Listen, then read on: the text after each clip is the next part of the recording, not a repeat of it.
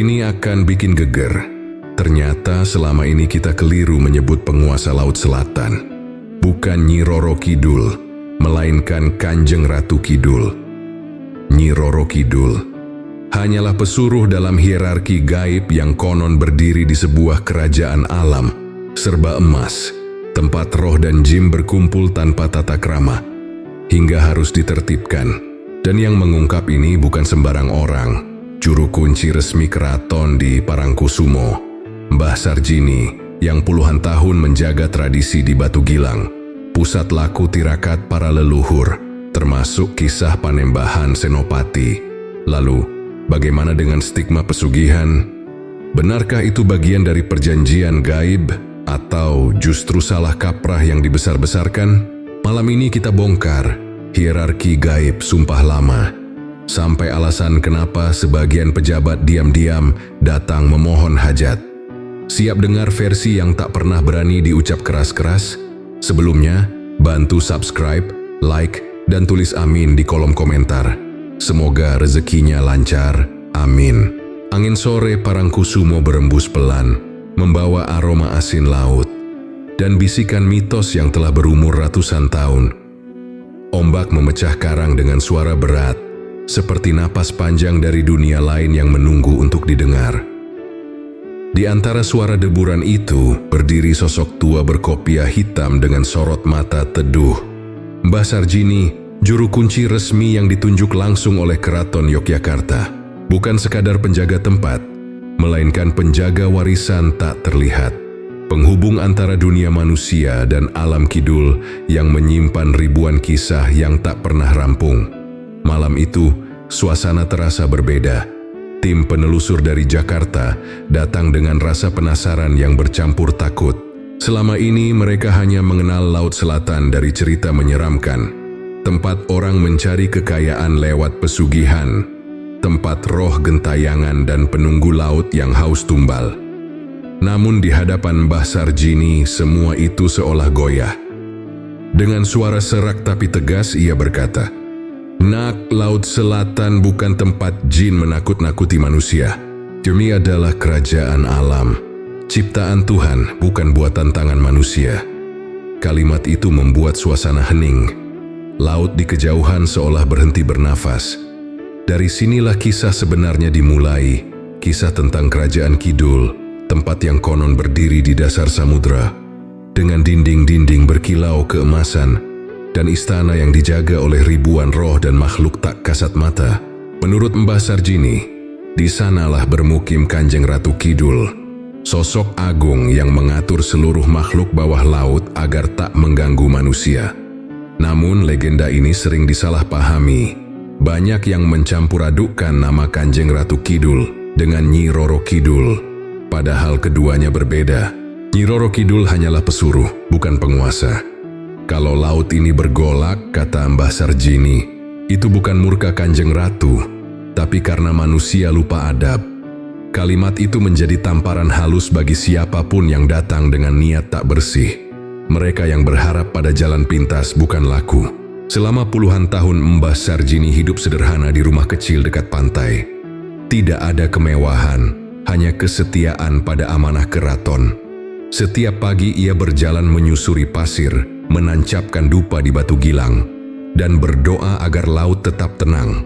Ia bukan dukun, bukan pesulap, hanya penjaga batas antara keyakinan dan kepercayaan. Dari lisannya, legenda menjadi pelajaran, bukan ketakutan. Menjelang malam, cahaya jingga tenggelam di balik ombak.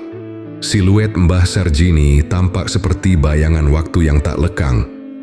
Banyak yang datang ke sini minta rezeki, ujarnya perlahan. Padahal laut ini hanya memberi bagi yang sabar dan beriman, bukan bagi yang ingin kaya dalam semalam. Kata-kata itu menggantung di udara, seperti doa yang tak ingin hilang. Dalam keheningan itu, satu hal menjadi jelas. Laut Selatan bukan sekadar mitos, melainkan cermin batin manusia. Penuh rahasia, tapi juga penuh pelajaran. Di antara ombak dan angin, terpatri pesan tua dari para leluhur, bahwa kekuatan sejati tidak terletak pada ilmu gaib, tapi pada iman, kesabaran dan keikhlasan dalam menjaga keseimbangan antara dunia yang tampak dan yang tak terlihat. Dan malam itu untuk pertama kalinya, kisah tentang Keraton Kidul diceritakan apa adanya. Tanpa sensasi, tanpa takut, hanya kebenaran yang tenang seperti laut setelah badai. Suara ombak Parangkusumo kembali menggelegar, seolah ingin ikut bicara ketika Mbah Sarjini perlahan melanjutkan kisahnya. Matanya menerawang jauh ke arah lautan yang mulai gelap, seakan sedang menembus batas dunia yang tak bisa dijangkau oleh logika manusia.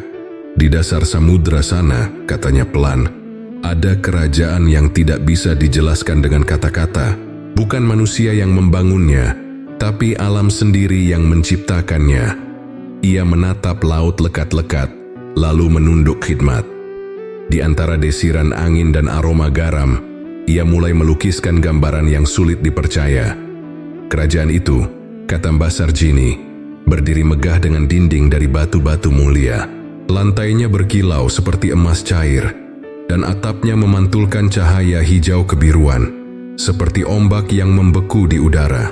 Tidak ada paku, tidak ada tangan manusia yang mengukirnya. Semua tumbuh sendiri dari kekuatan bumi dan air. Itulah Keraton Kidul, ucapnya. Tempat di mana segala unsur alam berkumpul menjadi wujud keagungan Tuhan. Namun bukan hanya keindahan yang bersemayam di sana. Mbah Sarjini mengisahkan bahwa penghuni kerajaan itu bukan manusia, melainkan roh-roh dan jin-jin yang tersebar tanpa arah, hidup tanpa tata krama, tanpa aturan, tanpa pemimpin.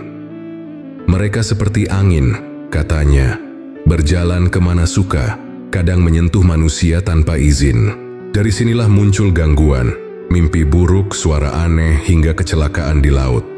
Semua itu bukan karena kebencian, melainkan karena kekacauan yang belum ditertibkan. Dulu, sebelum ada penguasa, Laut Selatan tidak tenang. Ombaknya memakan perahu, kabutnya menelan manusia, dan banyak nelayan hilang tanpa jejak. Hingga suatu hari, datanglah sosok yang tidak lagi terikat tubuh. Seorang roh agung bernama Roro Sawiti, yang kemudian dikenal sebagai Kanjeng Ratu Kidul. Ia datang bukan dengan kekuatan amarah, tapi dengan cahaya. Dialah yang diberi mandat oleh Dewa Laut untuk menata kerajaan itu, menertibkan roh-roh liar agar tidak lagi mengganggu anak cucu manusia. Mulai saat itu, ujar Mbah Sarjini, Laut Selatan menjadi tertib. Setiap ombak punya irama, setiap angin punya arah, dan setiap roh tunduk pada satu nama, Kanjeng Ratu Kidul. Suaranya bergetar ketika mengucapkannya, seolah menyebut nama yang tak boleh sembarangan. Mbah berhenti sejenak. Ia memejamkan mata lalu tersenyum kecil. Itu sebabnya, nak, katanya, orang Jawa dulu tidak berani bicara kasar di tepi pantai ini. Mereka tahu laut ini punya telinga, dan siapapun yang datang dengan hati bersih akan pulang dengan ketenangan. Laut Parangkusumo tampak berkilau di bawah sinar bulan. Dalam keheningan itu, seolah-olah istana megah yang disebut Mbah benar-benar ada di bawah sana, berdiri di antara arus dan karang, dijaga oleh makhluk yang tak pernah tidur. Mungkin tak semua bisa melihatnya, tapi bagi orang yang percaya, keagungan itu terasa dari setiap hembus angin, dari setiap ombak yang datang lalu kembali. Kerajaan itu bukan dongeng, ujar Mbah Sarjini pelan, melainkan peringatan bahwa alam punya tata dan manusia harus tahu batasnya. Dan malam itu, di bawah langit yang perlahan menutup, Laut Selatan tampak hidup, bernapas, berbicara, dan menyimpan rahasia yang baru saja dibuka sedikit oleh suara seorang penjaga tua. Cahaya bulan menyentuh wajah Mbah Sarjini, menambah kesan mistis pada setiap kata yang meluncur dari lisannya. Malam kian larut, dan di sela suara ombak yang berat, ia mulai membuka kisah paling tua dari Laut Selatan, kisah tentang seorang putri yang menolak mati. Dulu, jauh sebelum manusia mengenal nama Kanjeng Ratu Kidul, hiduplah seorang putri kerajaan Pajajaran bernama Roro Sawiti. Ia bukan putri biasa. Sejak kecil, ia menunjukkan kecerdasan yang tak lazim dan kekuatan batin yang tak bisa dijelaskan. Ayahandanya, Prabu Munding Sari, mencintainya, tetapi juga takut pada tekad keras sang putri yang berbeda dari manusia kebanyakan. Roro Sawiti tidak ingin mati, ujar Mbah Sarjini pelan. Ia ingin hidup selama dunia ini masih berputar, selama bumi belum kiamat. Kalimat itu membuat bulu kuduk meremang. Dalam benak banyak orang, keabadian adalah kutukan, tapi bagi Roro Sawiti, itu adalah jalan menuju penyatuan dengan alam.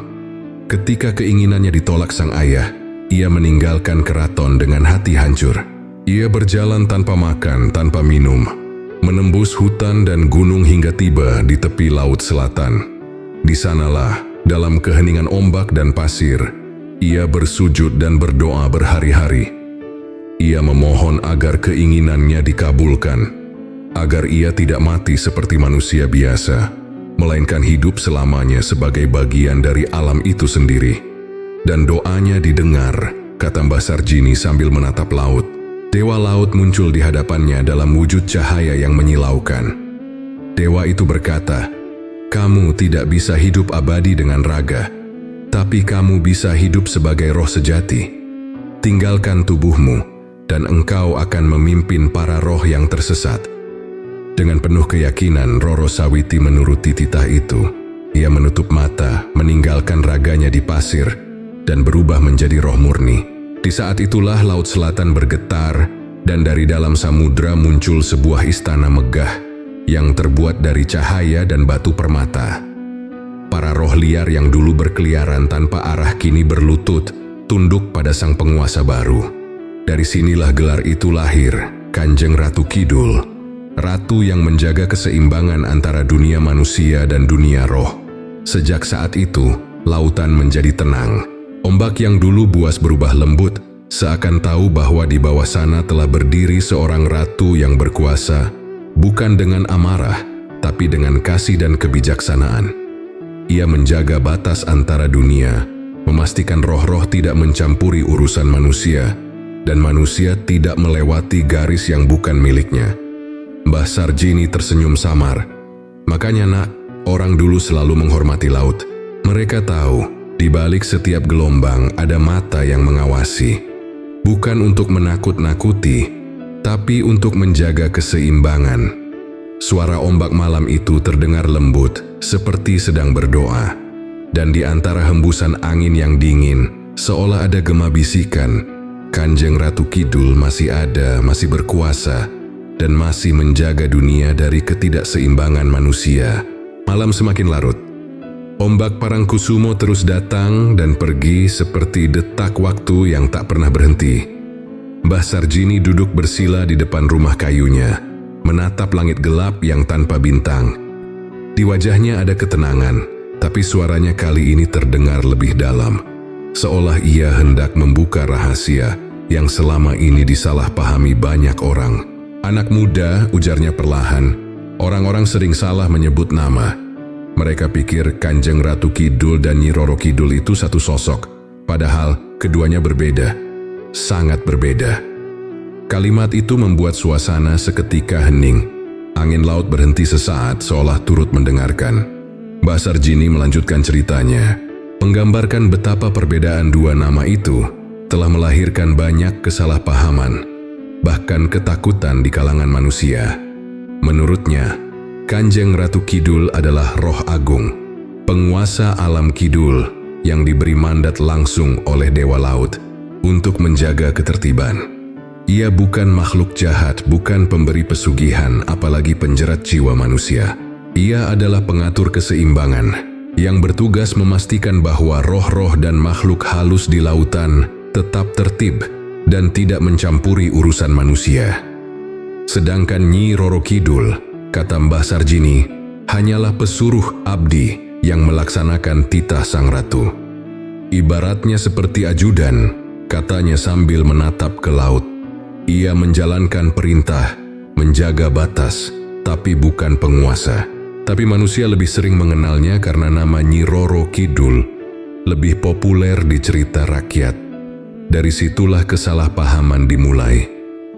Legenda kemudian membesar di tangan manusia. Cerita demi cerita menambahkan unsur mistik, pesugihan, dan tumbal.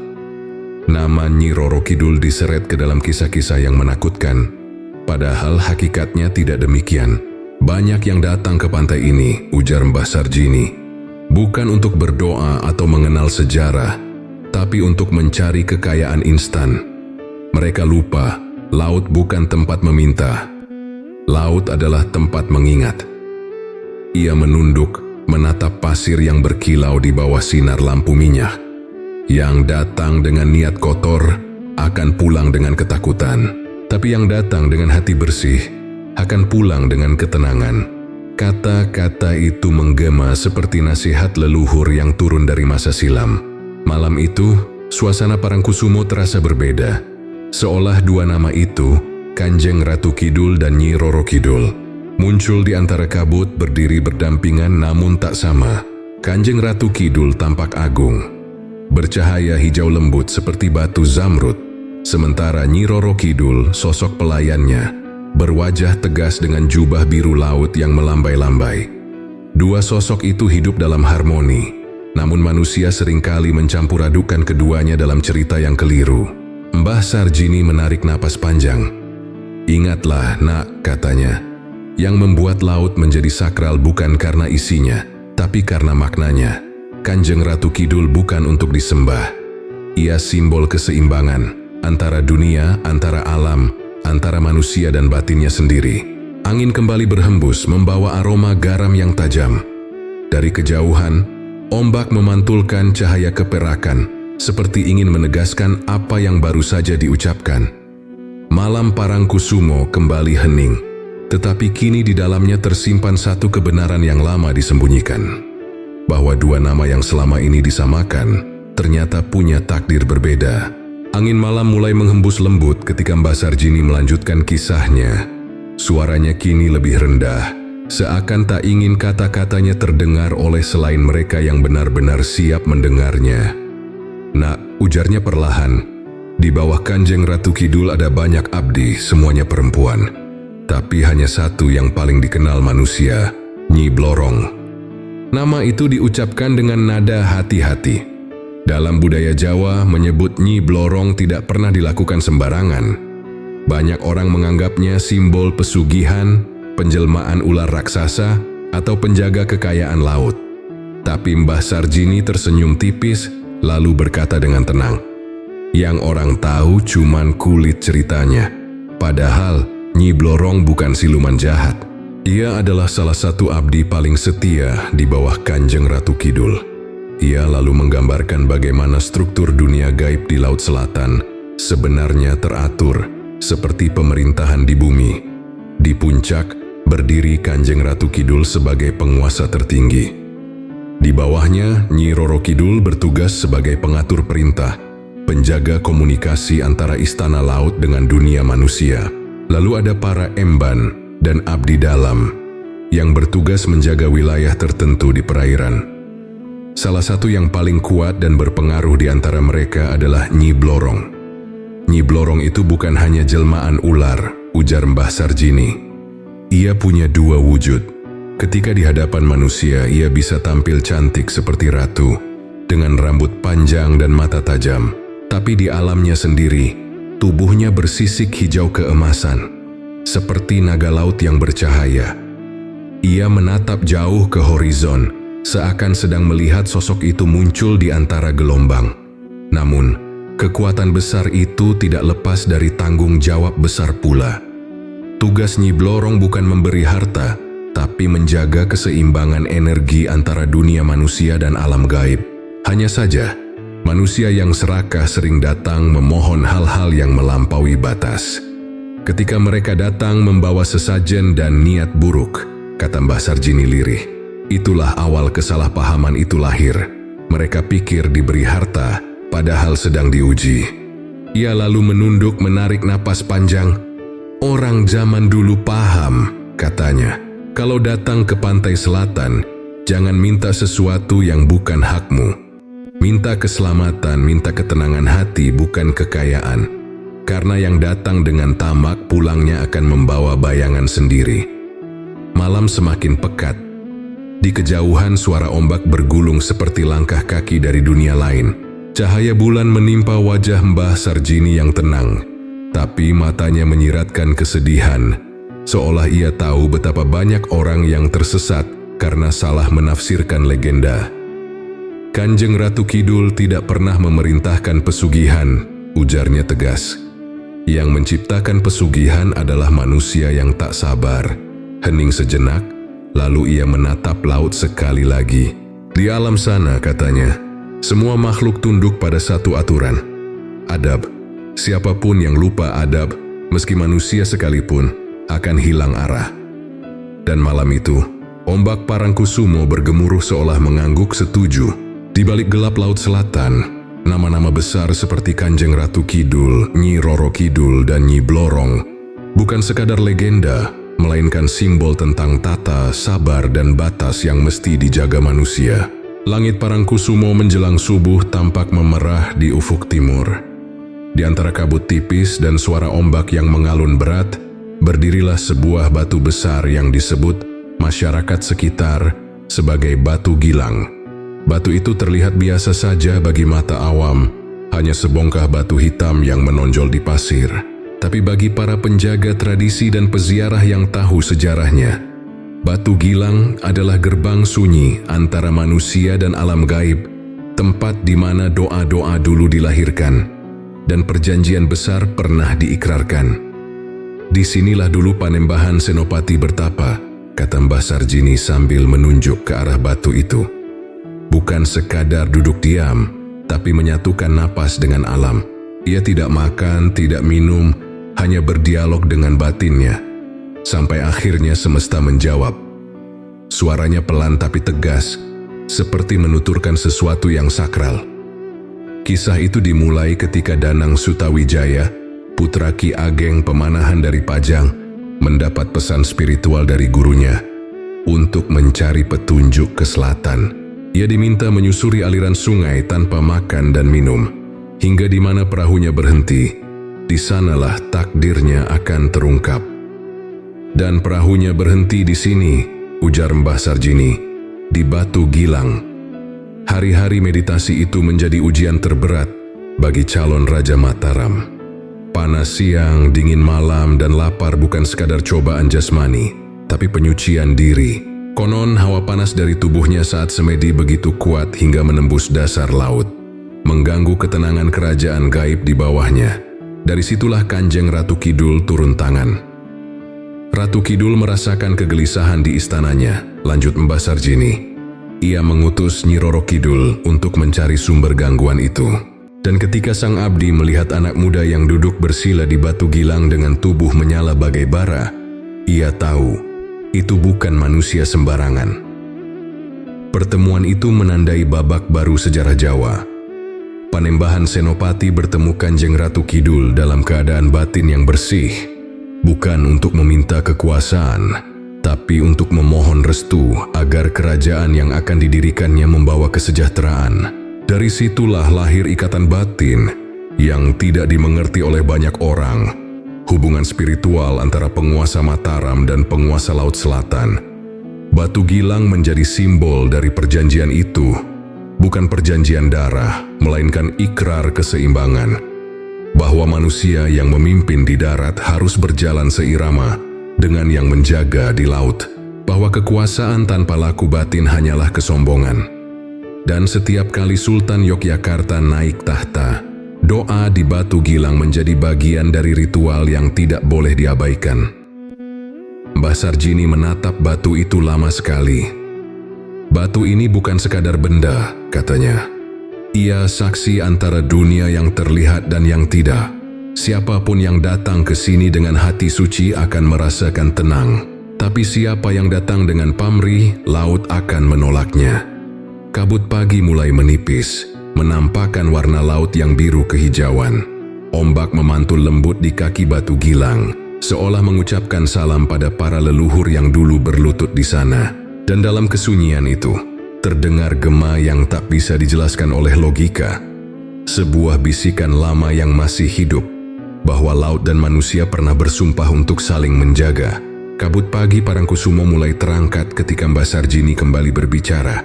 Tatapannya kosong ke arah laut yang berkilau lembut, seolah di sanalah masa lalu masih hidup, menunggu untuk diceritakan.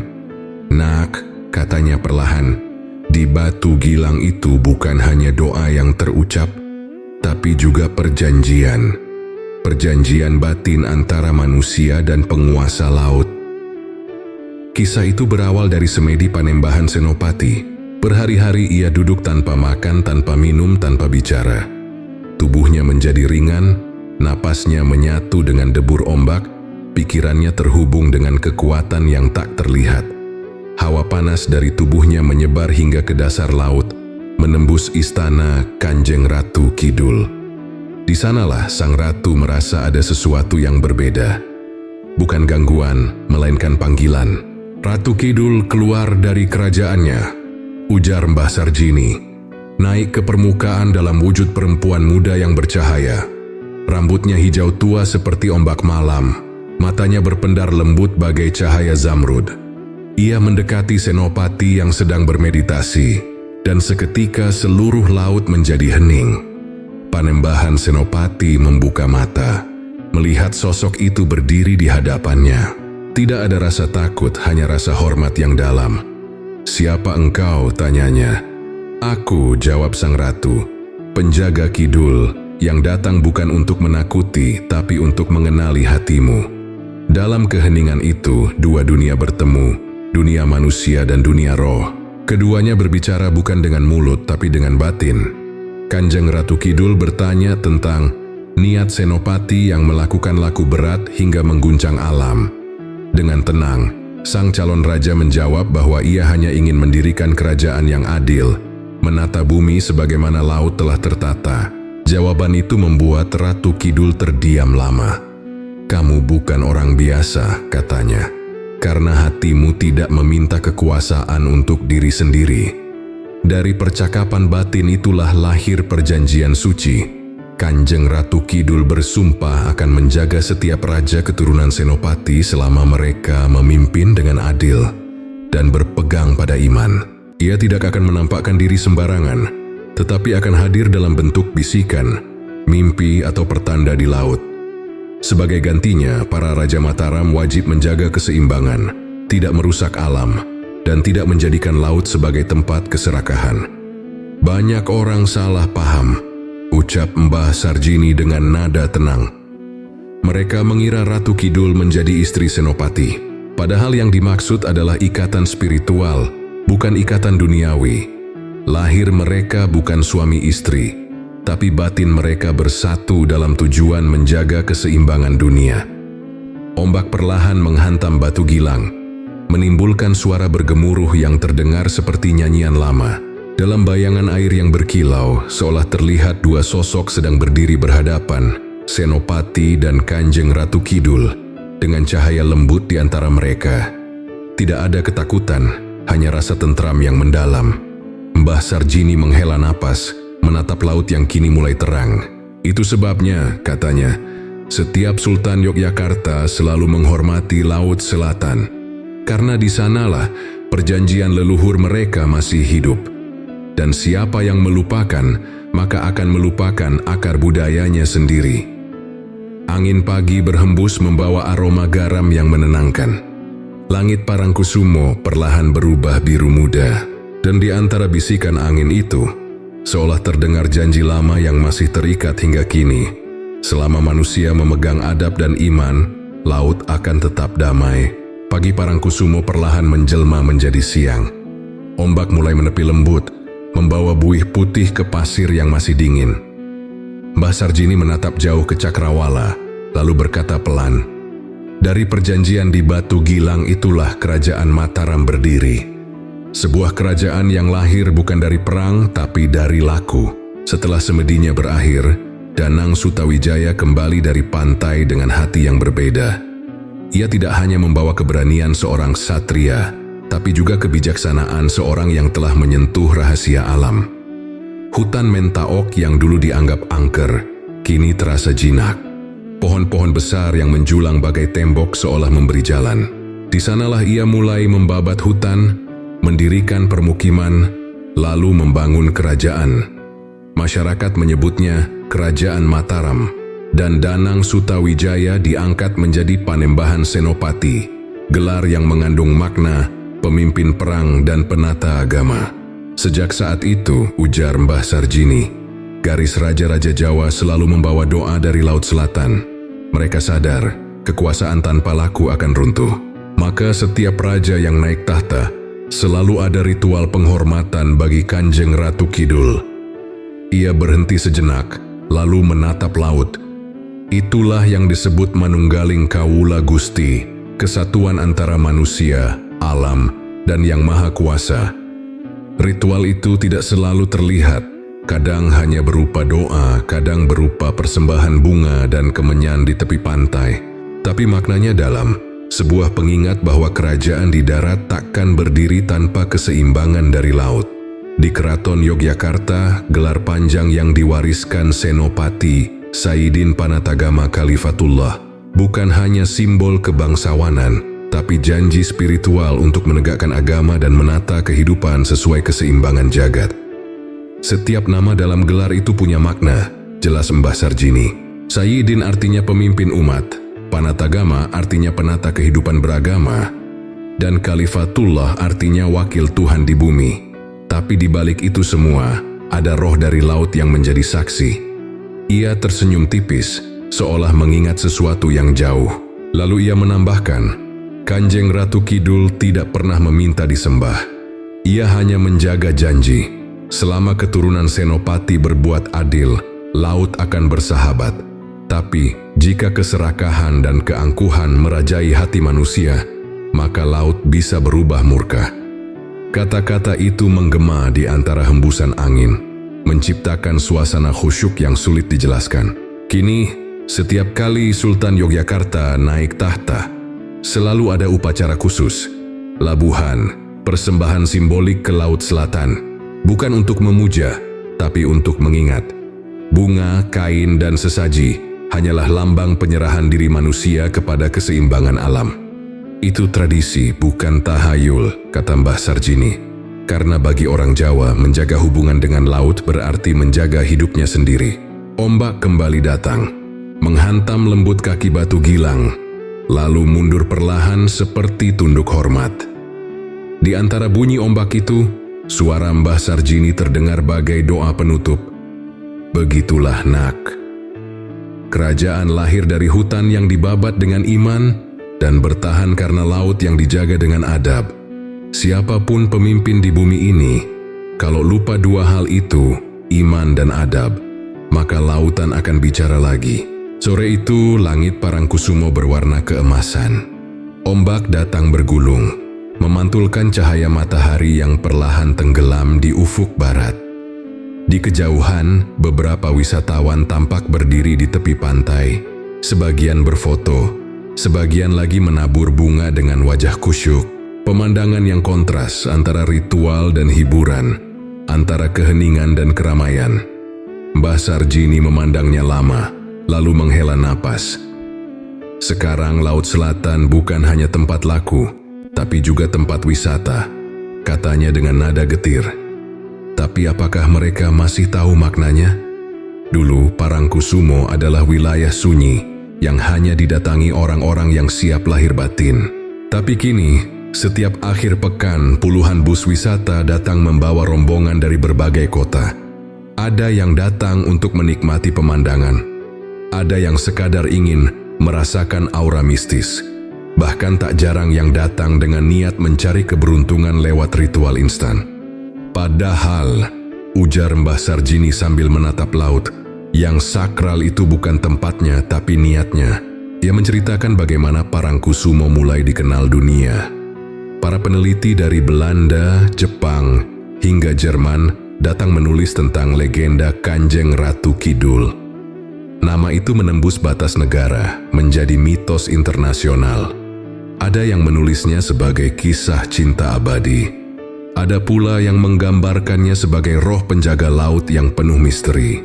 Tapi di antara semua cerita itu, lanjutnya, hanya sedikit yang tahu bahwa inti kisah ini bukan mistik, tapi keseimbangan. Mbah Sarjini tersenyum pahit. Ia tahu, Setiap kali kisah tentang Ratu Kidul dibicarakan di media sosial, yang diangkat selalu bagian menakutkan. Gaun hijau, ombak yang menelan pesugihan, atau pengunjung yang hilang. Padahal yang tersisa dari cerita leluhur bukan untuk menakuti, melainkan untuk menuntun. Anak muda sekarang, katanya, lebih suka cerita yang bikin merinding daripada yang bikin sadar. Bagi Mbah Sarjini, perubahan ini adalah ujian antara iman dan keingintahuan. Ia tak menolak wisata, tak menolak orang datang, tapi ia berharap setiap langkah di Pasir Parangkusumo diiringi rasa hormat. Kalau hanya datang untuk uji nyali, kamu tidak akan dapat apa-apa. Tapi kalau datang untuk mengenal, laut akan menjawab, katanya. Sore itu, ia berjalan perlahan ke Batu Gilang, tempat perjanjian Senopati dan Kanjeng Ratu Kidul dulu diikrarkan. Di sekelilingnya kini berdiri warung, tenda, dan lampu-lampu neon yang menghapus kesunyian malam. Namun di tengah hiruk-pikuk itu, Mbah Sarjini tetap menyalakan dupa dan membaca doa pelan. Laut tidak pernah marah, ucapnya. Yang membuatnya bergejolak adalah manusia yang lupa cara bicara dengan alam. Malam turun perlahan. Di kejauhan, suara pengunjung mulai reda. Hanya tersisa bunyi ombak yang berulang seperti zikir. Mbah Sarjini menatap laut dengan pandangan lembut.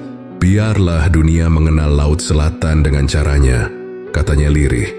Tapi bagi kami, laut ini bukan tempat bermain. Ia tempat belajar tentang hidup. Dan di tengah senyap malam Parangkusumo, legenda itu terus hidup. Di antara wisata mistis yang bising dan keyakinan sunyi yang abadi, malam Parangkusumo kembali turun dengan tenang. Suara ombak bergulung seperti napas panjang dari masa lalu. Di bawah cahaya lampu minyak, Mbah Sarjini duduk bersila, dikelilingi aroma dupa dan angin laut yang lembab. Malam itu, ia bersiap membicarakan hal yang paling sering disalahpahami, pesugihan Laut Selatan. Orang-orang Jakarta, Surabaya, Medan, semua datang ke sini dengan pikiran yang sama, katanya lirih. Mereka bilang laut ini tempat orang mencari kaya instan, padahal tidak ada yang instan di dunia ini. Suaranya tenang, tapi dalam. Ia menatap laut seolah sedang berbicara langsung dengan kekuatan yang tak terlihat di balik gelombang. Dalam kisah yang tersebar di masyarakat, nama Nyi Roro Kidul dan Nyi Blorong sering dikaitkan dengan harta cepat, kekayaan misterius, dan perjanjian berdarah. Banyak yang percaya bahwa orang-orang yang berani datang pada malam tertentu bisa mendapat emas, perhiasan, atau rezeki besar, dengan satu syarat, menyerahkan jiwanya atau orang yang dicintai. Cerita itu menakutkan, tapi justru membuat banyak orang tergoda. Yang aneh, ucap Mbah Sarjini sambil tersenyum getir, manusia lebih percaya pada jalan pintas daripada pada kerja keras. Ia kemudian menjelaskan bahwa dalam kepercayaan lama, pesugihan bukanlah pemberian makhluk gaib, melainkan bentuk ujian batin. Orang yang datang dengan hati tamak, pikirannya sendiri akan menipu dirinya. Bukan Nyi Blorong yang memberi harta, katanya, tapi hatinya sendiri yang menciptakan ilusi. Dan ketika ilusi itu tumbuh, dia akan kehilangan yang lebih berharga dari uang, ketenangan.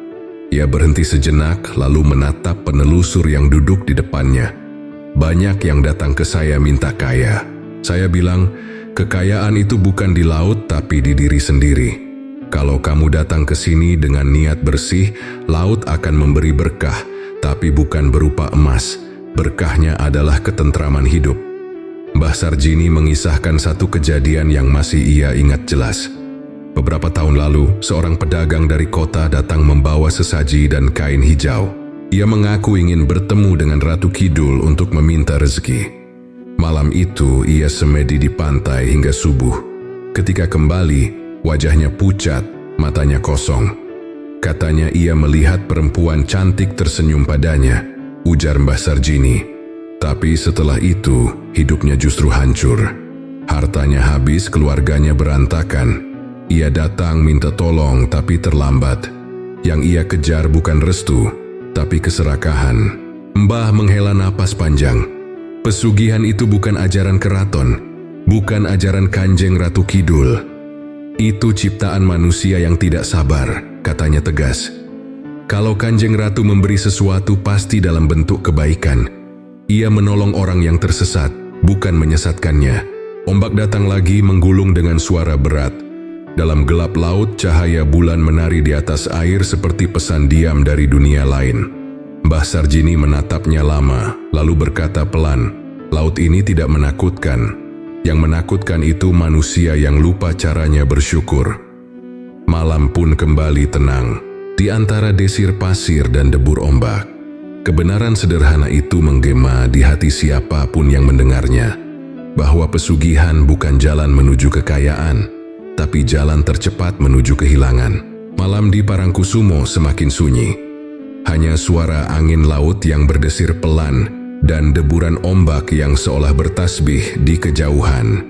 Mbah Sarjini duduk di teras rumahnya, menatap api dupa yang menari lembut. "Nak," katanya dengan nada dalam, "ilmu, rezeki, bahkan keselamatan, semuanya punya syarat, sabar dan iman. Dua itu yang paling sulit dijaga." Ia bercerita tentang banyak orang yang datang ke Parangkusumo dengan niat mencari jalan singkat menuju kekayaan atau kesaktian. Mereka membawa bunga, dupa, kadang kain hijau, tapi jarang yang membawa hati bersih. Banyak yang mau cepat melihat hasil, tapi lupa bahwa laku itu bukan soal waktu, melainkan kesiapan jiwa, ucapnya.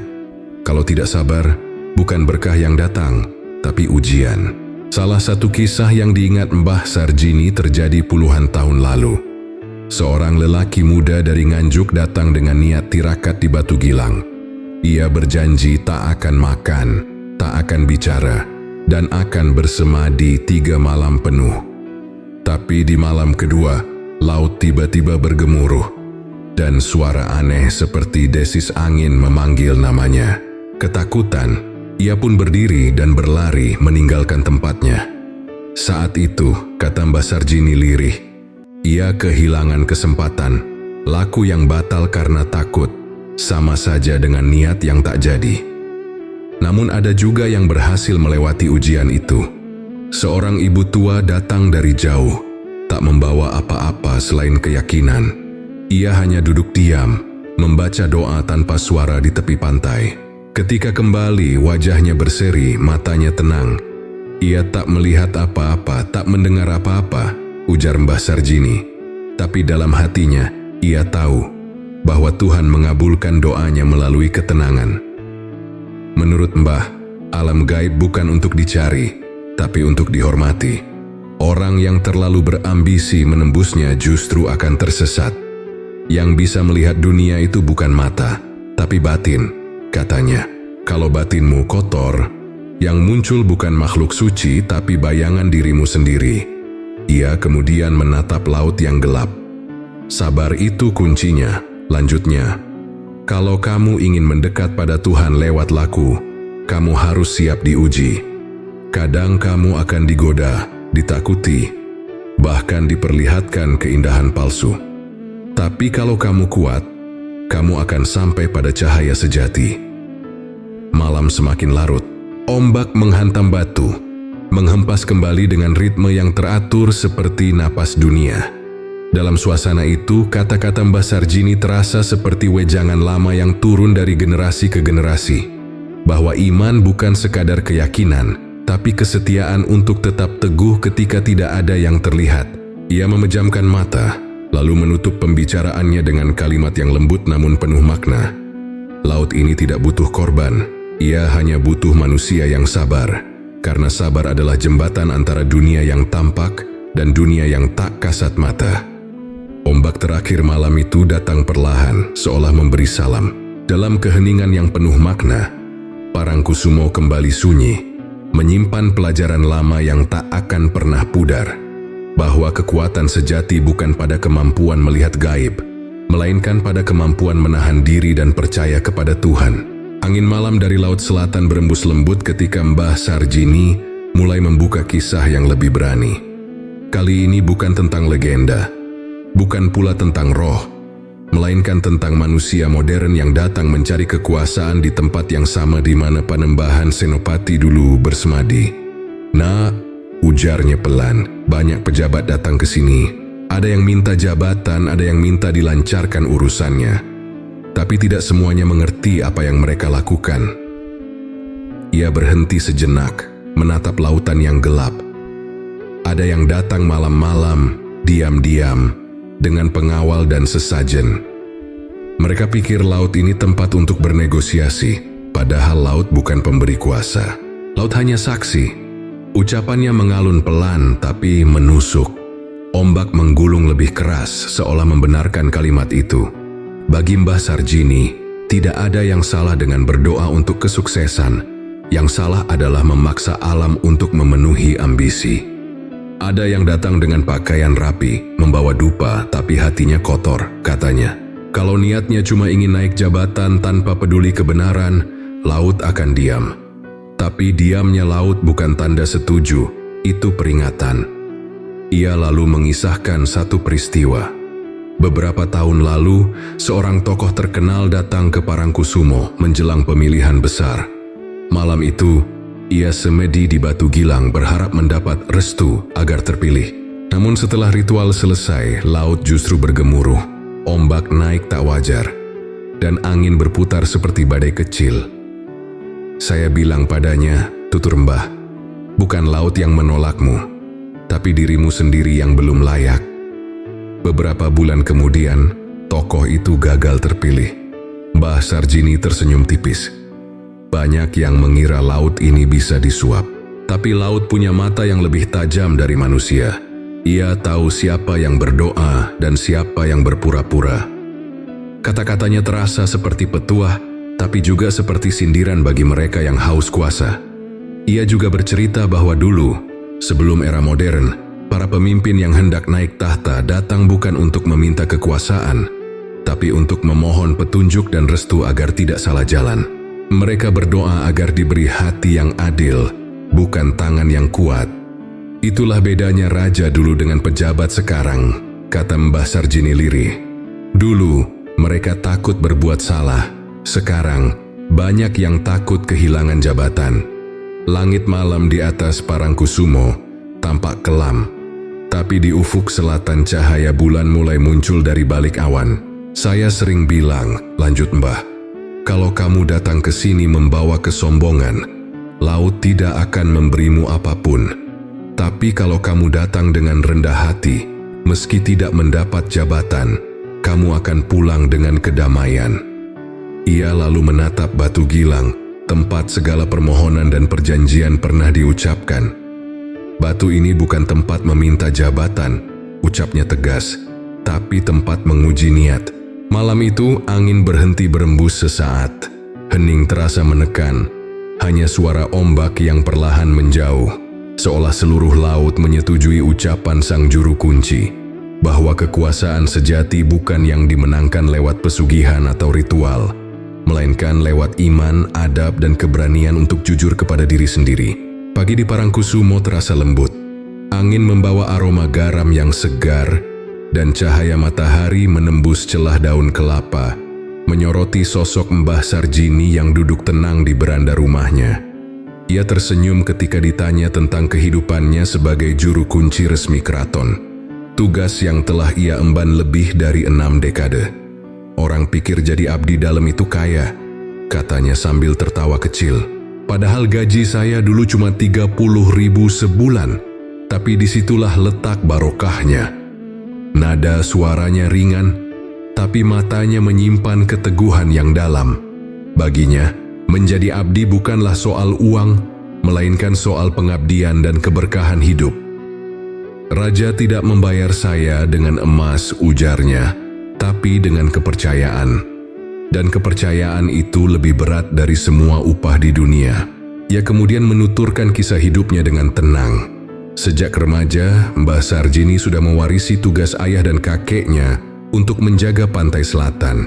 Ia tidak pernah menuntut balas jasa. Bahkan ketika hidup sederhana, ia selalu bersyukur karena tak pernah kekurangan. Lihatlah, katanya sambil menunjuk ke sawah kecil di belakang rumah. Setiap musim saya panen cukup. Anak-anak saya bisa makan, cucu-cucu saya sehat. Bukankah itu juga rezeki? Dalam pandangan Mbah Sarjini, barokah tidak selalu tampak dalam jumlah, tapi terasa dalam ketenangan. Banyak orang bergaji besar tapi hatinya gundah, sedangkan ia yang hanya mendapat uang secukupnya justru hidup damai. Saya makan tidak pernah berlebihan, katanya pelan, tapi setiap suapan rasanya nikmat. Itu karena doa saya tidak ditolak laut. Setiap tahun, ia masih mendapat penghargaan dari keraton, pakaian adat, nyamping, dan dana tahunan kecil yang diberikan sebagai tanda cinta dari istana. Dulu saya pernah ditanya oleh orang Jerman yang datang ke sini. Ujarnya sambil tersenyum. Dia heran kenapa saya mau digaji kecil. Saya jawab, karena saya bekerja untuk menjaga warisan, bukan mencari kaya. Ia mengangkat pandangannya ke arah laut yang berkilau di kejauhan. Kalau semua orang menilai hidup dari uang, maka dunia ini sudah kehilangan makna, katanya lembut. Saya lebih memilih jadi penjaga yang miskin harta tapi kaya waktu untuk bersyukur. Bagi Mbah Sarjini, tugasnya bukan sekadar menjaga pantai, tapi menjaga nilai-nilai lama yang hampir dilupakan. Kesetiaan, kejujuran, dan kerendahan hati. Ia percaya, laut pun tahu siapa yang datang dengan niat tulus. Kadang saya duduk di tepi pantai malam-malam, katanya, dan saya merasa laut membalas senyum saya. Itu saja sudah cukup. Matahari mulai naik, sinarnya memantul di pasir putih. Mbah Sarjini menatap jauh ke horizon, lalu menutup pembicaraannya dengan kalimat yang penuh makna. Gaji bisa kecil, tapi barokah itu luas. Dan selama hati masih tenang, berarti saya tetap kaya. Ombak pun datang memecah di bibir pantai, seakan ikut mengamini kata-katanya. Dalam kesederhanaannya, hidup Mbah Sarjini menjadi cermin dari ajaran yang paling dalam, bahwa pengabdian sejati tidak pernah dihitung dengan angka, tapi diukur dari ketulusan hati. Sore menjelang di Parangkusumo, cahaya matahari mulai condong ke barat, menyoroti rumah sederhana berdinding papan tempat Mbah Sarjini tinggal bersama keluarganya. Di dinding tergantung foto hitam putih leluhur, kakeknya, ayahnya, dan dirinya sendiri. Semua mengenakan pakaian adat keraton lengkap dengan blangkon dan nyamping batik. Inilah silsilah kami, katanya sambil menunjuk gambar itu. Kami bukan keturunan raja, tapi kami penjaga yang dipercaya raja. Ia tersenyum lembut, lalu melanjutkan, tugas ini tidak saya pilih, tapi diwariskan.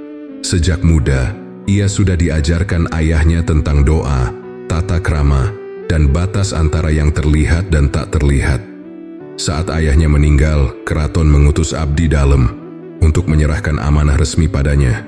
Ia diangkat menjadi pengirit, penjaga pantai, dan penghubung spiritual antara keraton dengan laut selatan. Saya diwisuda 13 tahun setelah itu, ujarnya bangga. Bukan karena pangkat, tapi karena kesetiaan. Tugas juru kunci bukan hanya menjaga ritual, tapi juga menjaga kearifan Jawa yang semakin pudar. Mbah Sarjini tahu betul, generasi muda banyak yang tak lagi mengerti makna labuhan, doa, atau tabik yang dulu menjadi bagian dari kehidupan sehari-hari. Anak zaman sekarang sibuk dengan ponsel, katanya dengan senyum getir. Padahal dulu, sebelum bicara dengan laut, kita harus bicara dengan hati dulu. Namun di balik nada sedih itu, ada cahaya kebanggaan. Karena kini salah satu cucunya mulai belajar menggantikan peran itu. Cucuku ikut saya setiap malam Jumat, katanya sambil menunjuk bocah berusia belasan tahun yang duduk di dekat pintu. Dia belajar menyalakan dupa, membaca doa, dan tahu kapan harus diam. Tugas ini tidak bisa diajarkan lewat buku, hanya lewat hati. Mbah Sarjini percaya bahwa pengabdian bukan milik satu orang, tapi satu garis darah. Ia tidak memaksa anak cucunya melanjutkan tradisi, tapi ia yakin siapapun yang terpilih akan tahu panggilannya sendiri. Tanda-tandanya biasanya datang lewat mimpi, ujarnya pelan. Dulu saya pun begitu, malam sebelum ayah wafat saya bermimpi berdiri di tepi laut, memegang payung hijau, dan keesokan paginya saya tahu, waktunya sudah tiba. Keraton Yogyakarta pun masih menjaga hubungan itu dengan penuh hormat. Setiap 4 bulan, Mbah Sarjini menerima kiriman kain, pakaian adat, dan dana kecil sebagai bentuk kasih sayang. Saya tidak melihat nilainya dari uang, katanya, tapi dari perhatian. Ia tahu bahwa di balik tradisi ini ada pesan besar. Menjaga warisan budaya sama artinya dengan menjaga jati diri bangsa. Sore itu, angin laut bertiup lebih hangat. Mbah Sarjini menatap ke arah horizon, tempat langit dan laut seolah bertemu. Saya hanya ingin satu hal, katanya pelan, agar cucu-cucu saya tahu. Menjadi penjaga bukan berarti menjadi besar, tapi menjadi rendah hati, karena kita menjaga sesuatu yang lebih besar dari diri kita sendiri. Ombak datang bergulung lembut, menyentuh kaki pasir seolah memberi salam. Dalam senja Parangkusumo yang tenang, warisan itu hidup kembali, bukan di tangan, tapi di hati mereka yang bersedia meneruskan. Senja menurunkan langit jingga di atas laut selatan. Ombak bergulung lembut, seolah membisikkan cerita yang sudah terlalu lama disalahartikan manusia. Di beranda rumahnya yang menghadap laut, Mbah Sarjini menatap ufuk dengan wajah serius.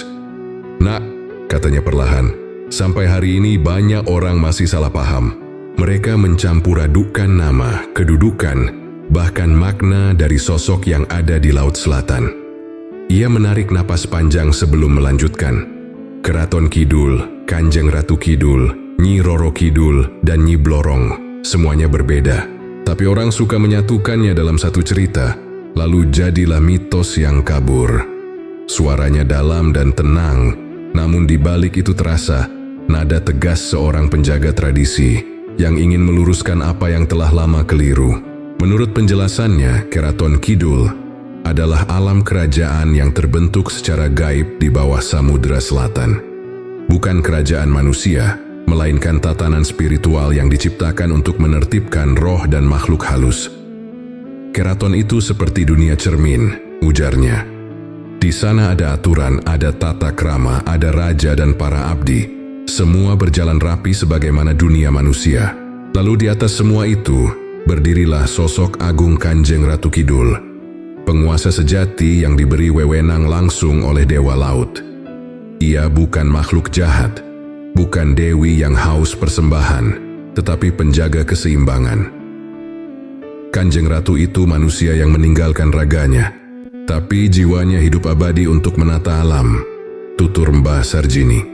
Ia menjaga agar roh tidak mengganggu manusia, dan manusia tidak melanggar batas.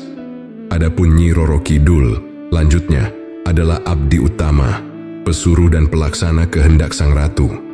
Ia bukan raja, tapi tangan kanan raja, kata Mbah. Kalau ada manusia berbuat melampaui batas, kadang Nyai Roro Kidul yang datang memberi peringatan. Namun, karena sering muncul dalam kisah mistis dan legenda rakyat, namanya justru lebih populer. Dari situlah salah paham itu tumbuh. Orang kira Nyi Roro Kidul itulah sang ratu, padahal ia cuma pesuruh yang setia. Sedangkan Nyi Blorong, menurutnya, adalah satu dari sekian banyak abdi yang lebih rendah. Sosok yang sering muncul dalam cerita pesugihan itu sejatinya hanyalah penjaga pintu antara dunia manusia dan gaib. Ia bisa berubah wujud menjadi ular besar atau perempuan cantik, ujar Mbah Sarjini. Tapi tugasnya tetap menjaga agar yang datang ke Laut Selatan tidak sembarangan. Sayangnya, karena manusia sering datang dengan niat buruk, mereka melihat Nyi Blorong sebagai ancaman, bukan penjaga. Ia tersenyum tipis, lalu menatap laut yang mulai gelap. Kalau manusia mau jujur, katanya lembut, tidak ada yang menakutkan di laut ini. Yang menakutkan itu adalah ketidaktahuan, karena ketidaktahuanlah yang melahirkan mitos, dan dari mitos lahirlah rasa takut. Angin sore meniup rambut putih Mbah Sarjini. Ombak datang dan pergi seperti mengangguk setuju. Di langit selatan, cahaya terakhir matahari menembus awan, membentuk garis hijau keemasan di atas air, seolah simbol bahwa antara kebenaran dan kesalahpahaman hanya dibatasi oleh sehelai cahaya tipis. Jadi, ucap Mbah Sarjini menutup pembicaraan, jangan lagi menyebut Nyi Roro Kidul sebagai ratu. Ratu hanya satu, Kanjeng Ratu Kidul. Dan laut ini adalah kerajaannya, tempat semua makhluk tunduk pada adab dan keseimbangan. Malam turun perlahan di Parangkusumo.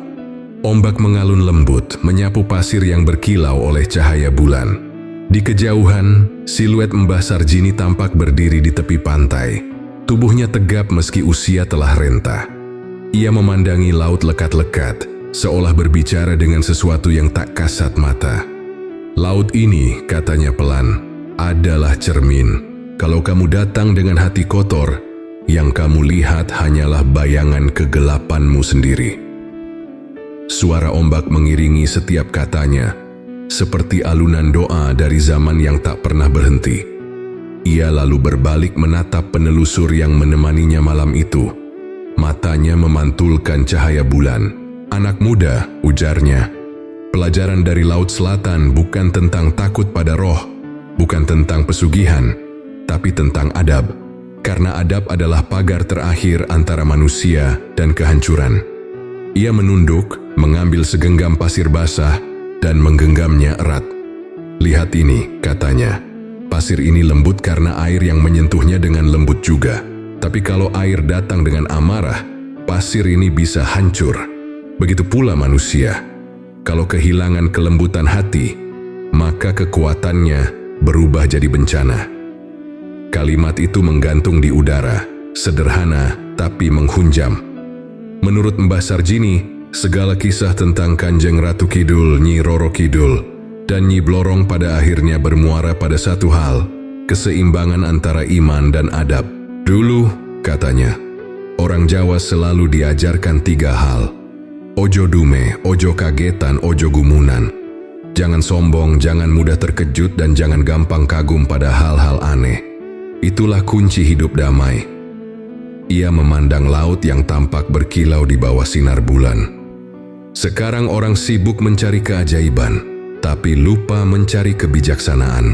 Lanjutnya, padahal yang benar-benar sakral bukan ombak, bukan istana di bawah laut, tapi hati manusia yang bisa tetap jernih di tengah badai dunia.